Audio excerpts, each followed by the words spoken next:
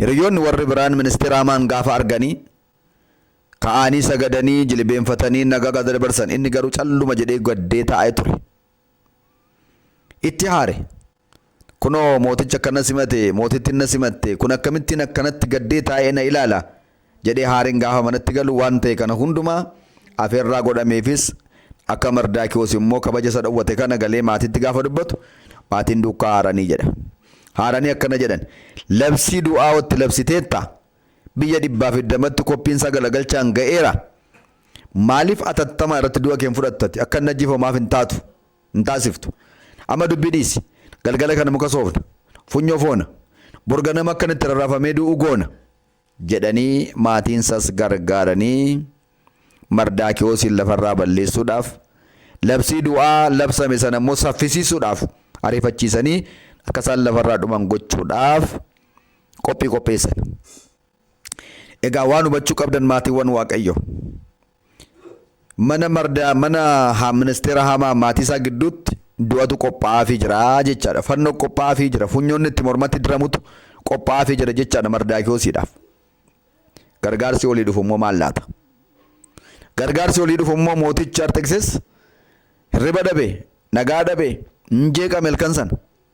Hubadhaa yaa maatii Waaqayyoo, namni siree bitata, firashii bitata, amsoolaa gaarii bitata. Garuu maal bitachuu hin danda'u? Hirriba bitachuu hin danda'u. Hirribi Waaqa biraa kenname, hirribi nagaan. Manuma qorichaatti illee qoricha hirribaa jedhanii kan namaa kennan sun adoochaadha, fajachaadha, madirriba miti. Fajachaadha, adoochaadha. Raawwatee hirribi nagaan tasgabbii qabu Waaqa biraa kennama. Kanaafuu mootiin sun halkan sana guutuu nagaa dhabee bule, hin jeeqame. Halkan walakkaa gaafa ga'u mana galmee warra geggeessan waame. Kottaamee kanaan dura waan an hojjedhee ture galmee koo sana gala gaggalchaa naaf ilaalaa waan an hojjedhee darbe sana nan dhaggeeffadha, hirriban na qabuu didee jedhe. Waaqayyo maaliif hirriba isa dhowwate? Mardaakiyoos kanaan dura wanta gaariif qajeelaa wanta mootii kana gammachiisu duwarraa hambisa hojjetee ture. Yaa maatiiwwan Waaqayyo, sinis biyya lafaa kana gubbaa amma jiraattanitti olii keessan gidduutti nama kam gidduutti waama qajeelaaf gaarii hojjedha. Galmee irratti isinii galmaa'ee seenaa kan ta'u gaaf tokko gaafa rakkinaa immoo furmaata fala fayyinaa akka isinii ta'uudhaaf. Kitaaba qulqulluu keessattis galmee isaa irratti barreeffadhaa jedhamee akka jiru san. Silaanni galmee Waaqa irratti barraa'u immoo hundarrayyuu ni caala. Kanas beekaa. Kanaaf Mardaakiyoos hojiin hojjete tokkotu argame mana galmee keessa. Hojii gaarii isin hojjettan gaaf tokko galagala, gaaf tokko hin argama.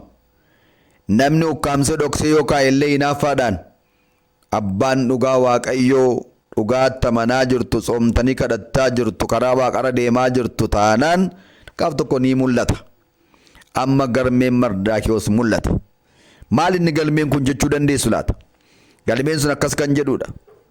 Maal godhe seetan gaaf tokko silagaa haadha manaa isheen jalqabaa ajajamuu waan diddeef mootolee gidduutti waan isa salphifteef ari'ee ture. Firoonni ishee namni lama waajjira mootummaa keessa kan hojjetanii mootii kana irratti ka'anii sababa inni akkana godhee ari'eetii fi nuti immoo isa ajjeesuu qabna jedhanii dhoksaatti yeroo isaanii mootii kana ajjeesuudhaaf jedhan Mardaakiyoos dhaga'ee jarri sun qabamanii hidhamanii akka mootiin kun du'arraa baraaramu taasisee ture. Galmee kanatu argame. Jarri sun akka isaan ajjeefaman mootiin du'arraa akka nafahu taasifame. Kan galmee kanatu argame. Gaafa kana mootiin gammadee Mardaakiyoos kana naaf godhee maaltu isaaf kenname, maaltu isaaf godhame jennaan oomaa tokko iyyuu jedhan. Isin waan gaarii hojjettanii irraanfatamuu dandeessu. Waan gaarii waan hojjettaniif dagatamuu dandeessu. Namni seenaa keessan dhokasuu danda'a. Seenaan dhokate sana garuu olii gargaarsi dhufee gaaf tokko hin banama. Giddi hin qabinaa. Namni yoo waan gaarii isin hojjettan haguugee dhoksee hambiseyyuu Waaqayyo biratti mul'ataadha. Seenaa fannoo sana dubbadheen ture yaadattu sila waggaa 300 hokkaamamtee turte. Dhugaarratti garuu dhiiga Kiristoosiin kan mallatteeffamte fayyinaaf kan malte waan ta'eef garuu ni mul'atte addunyaa irratti iddoo olaanaa irratti ol kaatee argamte. Akkuma kana gaa seenaan Mardaakiyoos amma gaa isa ol kaasuudhaaf isa mul'isuudhaaf labsii du'aa irraa kaasee jireenya labsisuudhaaf jecha amma galmeen sun saaqamte galgala sana. Yommuu kana gaa laftiin barii mootiin dinqisiifate akkamittiin du'a koo oolchee badhaasa na biraa dhaba jedhe. Badhaafamuu qaba malee jedhe. Isaa akkana jedhee yaadaa jiru lafti gaafa bari'utu amma hojjettoota koo keessa warri olaanaa eenyutu jedhamee ilaalaa jedhe. Mardaakiyoos immoo Hamaan dhifamu. Hamaan immoo fannootti Mardaakiyoos fannifamu tolchisiisee funyoonni ittiin fannifamu qopheessee maatii isaa keessaa baachisee ganama sanatti fannisuudhaaf fidee dhufaa jira. Asii immoo mana mootummaa keessatti qophaa'aa kan jiru waan biraa. Ilaalaa maatii waan waaqayyo hojjetu. Yommuu kana eeyuutu dhufaa jira jennaan kunoo ministeerri Hamaan dhufaa jira. Maaloo dafaa ol ilaalete jedhame. Ministeerichi wallite. Kunoo yaa ministeera koo yaa Hamaan amma waan si gaafadha. Waanan si gaafadhu mootiin nama jaallatuuf, nama isa gammachiiseef, nama oolmaa guddaa isaaf ooleef maal akka inni godhu barbaadamee natti himi jedhee gaafate. Yommuu kana Hamaan akkana jedhee yaada laphee isaatti jedha kitaaba qulqulluun. Mootiin kan jaallatu anaadha. Mootiin kan kabaju anaadha. Waan na jaallatu waan na kabajuudhaaf mootitti manatti nu afeertee afeerameera oo. Nama cimaaf nama guddaa oolmaa guddaa mootii kanaaf ana ooleedha oo. Kanaaf anumaan jechaa jira fakkaata jedhee laphee isaatti edda yaadee booda yaa mootii jedhe. Gonfoo mataa keessanii fuutanirra keessanii uffannaa mootummaa keessanitti uwwistanii farda keessanii ishee adii sana faayyaadhaan faayyoofte sanarra immoo teessiftanii namni muudamoo olaanaa qabu tokko immoo fuuldura bu'ee hagga afuufa bitaan mirgaan immoo loltoonni kee hiriiranii kunoo mootiin nama jaallatu akka akkasitti muudama laataaf nama isa gammachisa akka itti gammachuu laataaf nama isaaf oolmaa ooleef kunoo akkanattiin badhaasa laataaf jedhee immoo alabsu katamatti keessa naannee ganama amma galgalaatti jedhee dubbate. Kan kana dubbatu Haamaanidha. Yaa maatiiwwan Waaqayyo hamaas ta'e gaariis afaanuma namaa keessaa ba'ee namatti murtaa'a. Kana dhuguma jette jedhe mootiin. Kana dhuguma jette gaarii goote. Hin tagabbaa dhaqaa Mardaakiyoos hin waamaa. Gonfoo koo fuudha mataa isaarra kaa'a. Uffata mootummaa koo uwwisaa. Farda koo ashee adiirra kaa'a. Loltuu koo waamaa bitaan mirgaadhaan ajjabanii. Ati immoo dura bu'iitii labsii kana labsiifi jedhe. Galanni guddaan Waaqayyootiif haa ta'u. Dhugaadhumatti dubbachuudhaaf yaa maatii Waaqayyo. Ani akka kootti kitaaba qulqulluu kana waggaan dubbisu lapheen koo akka inni ta'u hin beeku. Laphee namaa raasa, laphee namaa qabbaneessa. Jarana guyyaa 3 gidduutti du'aan lafarraa haadhuman jedheetti murtaa'ee amma immoo kunoo hamuudamu abadhaafamu kunoo waa'ee isaaf maatumti deebise labsiif innumti kaleessa du'a keessan labse amma immoo jireenya keessan amma immoo badhaasa keessan akka inni labsu Waaqayyo gaafa taasisu nama ajaa'iba.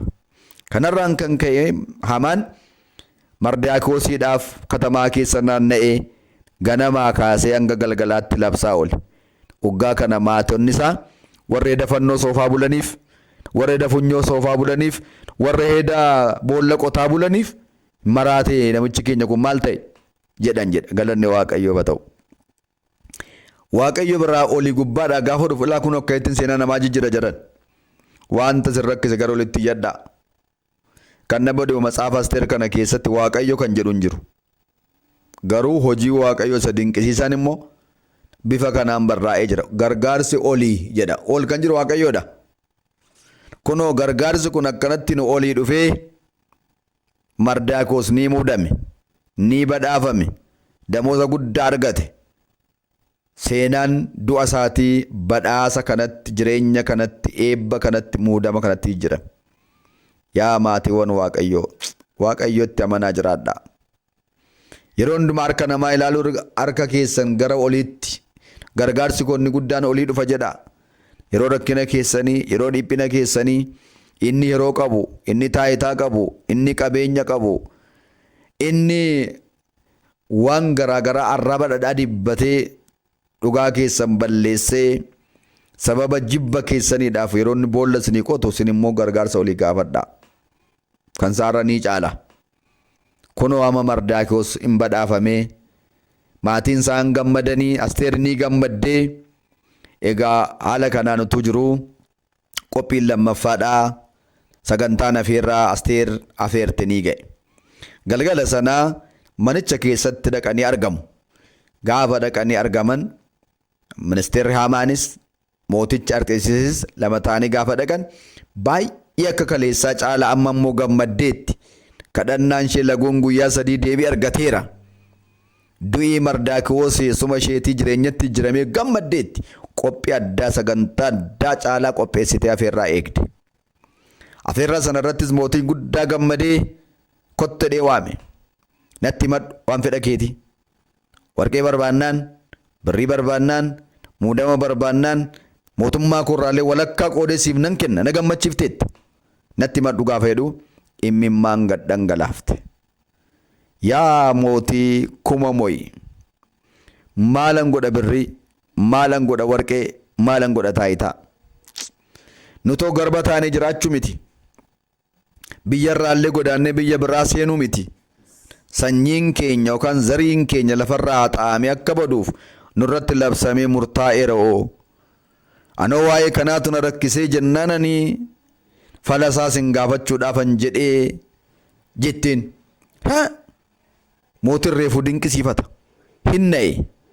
Eenyudhaan inni na jalatti siin ajjeesuu barbaadu? Eenyudhaan lammii keessa abbaa keessa haadha keessa firoota keessa ajjeesuu barbaadu? Eenyudha labsi kana kan labse jedhe. Wanta tonkoliidhaan haxxummaadhaan Mardaakiyoos godhe sana gadi fageenyaan mootiin kun hin qoranne. Yaa maatiiwwan Waaqayyo addunyaa kanarratti dhugaan jiru tun qoratamin, dhugaan jiru tun ilaalin namni baay'een du'aniiru. Namni baay'een miidhamaniiru. Namni baay'een dhugaan isaanii dhokatee rakkataniiru. Utuu waan tokko hin balleessin, utuu dhugaa qabani. Garuu warra amantii qaban ni oolu garuu beeka. Biyya lafaa silas biyya lafaa waan ta'eef kan nama gooti. Inaaffaadhaan jibbaan. Akkuma sila dubbadhe keessumatti isin kiristaanoon waa'ee fannoo kaawwanneef nu jibbu. Waa'ee dubaroo maaramii jaallanneef nu jibbu. Waa'ee daandii qulqulloota ergamootarra waan deemneef nu jibbu. Boolla kan nu qotan maqaa kan nu balleessan ammas hin qabani. Haa ta'u garuu dhugaa qabaadhaa dhaabadhaa dhugaan hin mo'ata dhugaan nama oolcha. Dhugaan gaaf tokko gaafa dhugaa bira ga'u badiisi keenya jireenyatti salphinni keenya kabajatti ni jijjirama. Warri boolla nu qotan boolichuma keessatti kufu. Matsaafa lallabaa boqonnaa 14 gubbaa irratti warri boolla namaa qotan ofii keessatti kufu jedhee caafamee akka jiru san.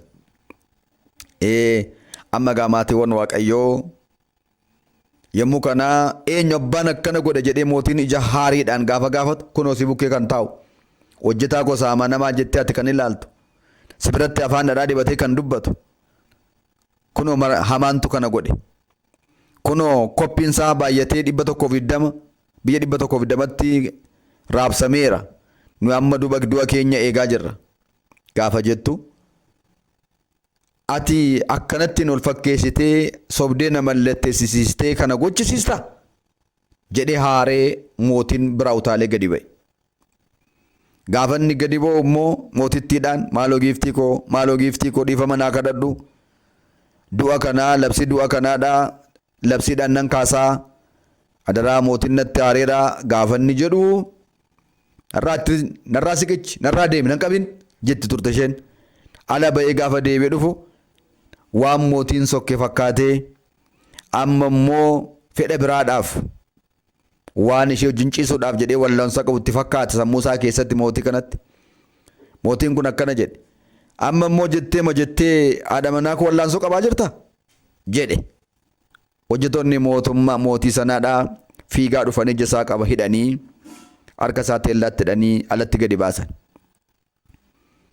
Namichi kana maal godhu gaafa jedhu maal yaa mootii sobaan Mardaakiyoos har'a eebbifame kana irratti fannisuudhaaf jedhee muki soofamee funyoon fannifamee kun ala taa'aa jira. Sirratti fannifnu jedhan dhagaa irratti fannisaa jedhe. Haaluma kanaan Mardaakiyoosiidhaaf qopheessa irratti Haamaan irratti fannifame. Mardaakiyoosiin muudame Haamaan ni fannifame. Galanni Waaqayyootiif haa ta'u. Egaa kan kana godhe maali yoo jettan egaa mootittii Asteeriidha. Mootittii Asteer gaafa waan labsiin du'aa guyyaa 3 gidduutti akka isaan lafarraa dhuman gaafa inni ba'u Mardaakiyoos nu gargaare jedhee gaafa inni isheetti himu isheen garuu mootisa lafarraa hin gaafanne mootisa waaqarraa gaafatte. Mootisa gajjallaan gaafanne isa gararraa gaafatte. Mootiin gararraa Sillaasee uumaadha. Gooftaan Yesuus Kiristoos waaqa jiraataadha. Waaqa jiraata baraa baraa sana gaafatte. Maaliin gaafatte? Kadhannaadhaaf laguudhaan gaafatte.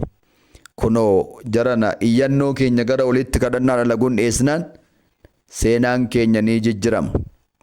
Dhukkuba keenyatti ni fayyina. Dhabiinsa keenyatti ni arganna. Wanta nu yaaddisu nu raasu suni akka hurriitti bittimmaa'ee ni bada.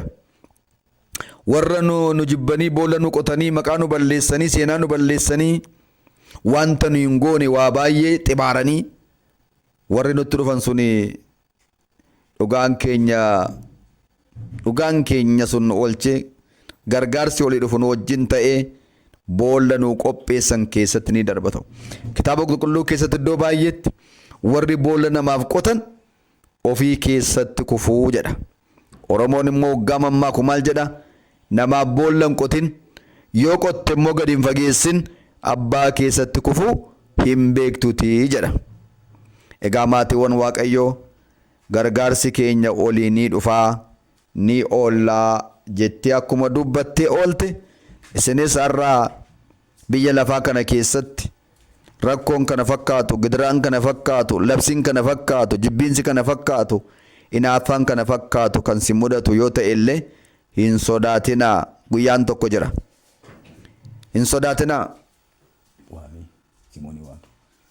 Hin sodaatinaa. Inni olii dhufu cimaadha. Abbaan keenya gubbaarra taa'ee hunduma kana to'atu guddaadha. Kanaafuu akkanattiin du'a jalaa oolanii jireenyi isaanii labsamee inni sila du'i isaanii biyya 120tti labsame amma immoo du'i sun irraa ka'ee kunoo nama guddaa olaanaa ta'ee kan muudame Mardakiyoosidha jedhee muudamni isaa eebbi isaa jireenyi isaa labsame jireenya Yihuudootaas akkasitti labsame kunoo addunyaa irratti beekame. Kanaaf harmeen kun erga kanaa booddas waa baay'ee edda hojjettee booda guyyaa har'aa kanaa addunyaa kanarraa boqotte. Yoo isheen boqotte iyyuu garuu hojiin ishee jiraataa ta'ee barabaraan ishee waamsisaa jira. Barabaraan kunoo yaadatamaa jirti.